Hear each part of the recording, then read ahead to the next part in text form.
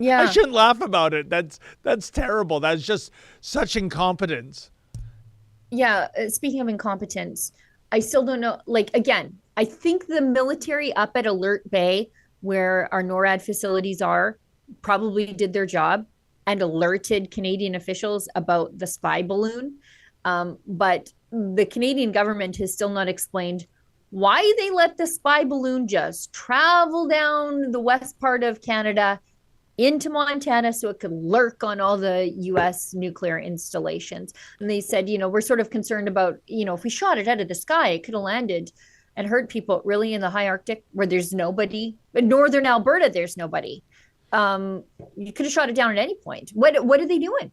Well, I think, as we discussed last week, Sheila, that NORAD, given that the Cold War isn't such a thing for the last several decades, they've No, just we lost it. Pardon me? We lost the Cold War. If China is sending a balloon down the side of the continent and nobody seems to do anything about it until it's done its spy mission, I'm not sure we actually won the Cold War. Yeah. I mean, Sheila, I'm being honest. It is so rare I see the acronym NORAD in a news story, except when it's Christmas Eve and they're tracking Santa's sleigh. Right. That seems to be their only job now. But I wanted to talk to you about one other thing about this balloon, is that so we dropped the ball clearly when it passed over Canadian territory, and we still don't have the answers why. But when it went into U.S. territory and then President Biden had to finally make a decision after a couple of days to shoot down this balloon, which I understand is the size of 3 school buses. Did you notice the mainstream media narrative in the United States, Sheila? Do you know that 3 times balloons came over America when Donald Trump was president? First of all, Sheila, this is news to me, and I'll tell you why it's news to me. If that had happened under the Trump regime, the mainstream media would have torn him to pieces about this. So why is it now becoming news? I watched the same journalists over the course of 18 hours. It was quite fascinating. I think there's I forget the Twitter account that rounds up like the libs owning themselves. But journalists go from, we can't shoot this thing down, it'll cause an international event, to thank you, President Biden and the US military, for shooting down this thing.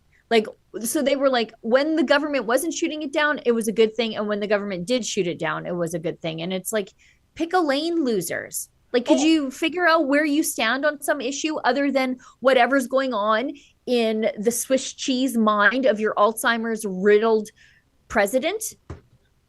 But Sheila, one of those reasons that you just cited, it doesn't make sense. Shooting down this balloon, creating an international incident. No. The international incident has already been created. Right. You have invaded sovereign territory. Oh, then again, maybe what if that balloon was carrying a convoy full of migrants? Then maybe I can see the Biden administration saying, no, that's okay. We're not all that big on border security these days. No, but seriously, that's the infraction, much as though if it was like a Chinese naval vessel that came into the 200-mile territory of the U.S., that's the incident, not your threat of saying, turn around or we're going to play a little game of real-life battleship here.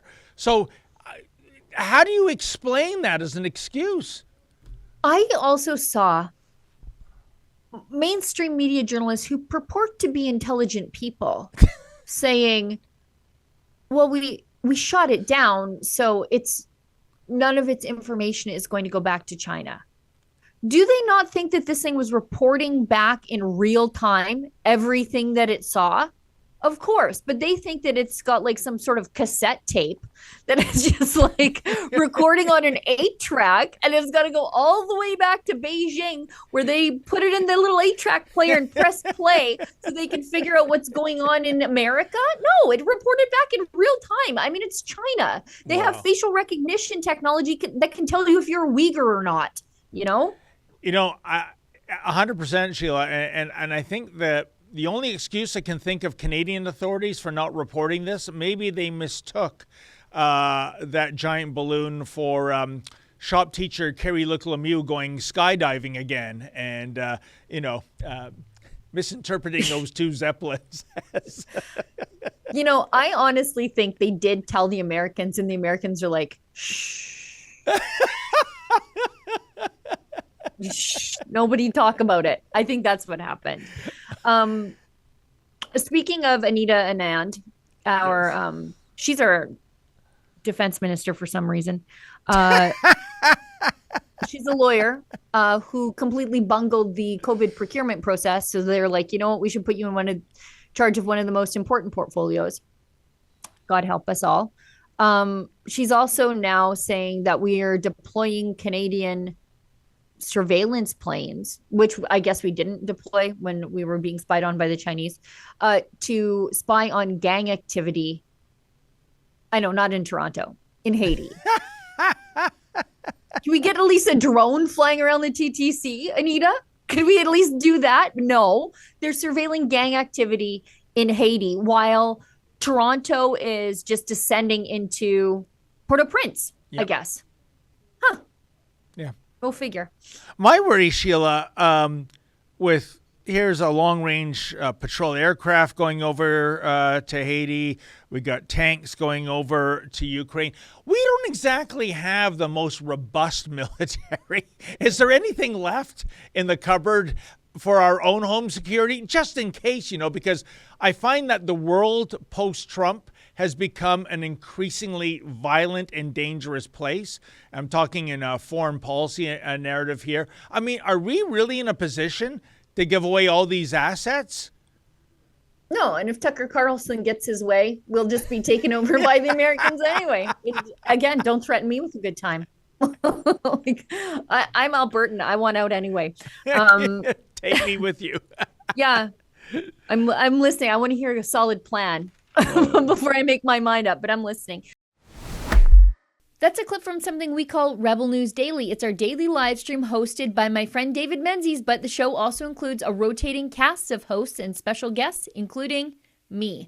It's a great way for us to talk about the news of the day as the news is happening in an unscripted fashion, and it's an awesome way for you to interact with us as well. We stream every weekday, 1 p.m. Eastern, 11 a.m. Mountain, wherever you find Rebel News. See you there.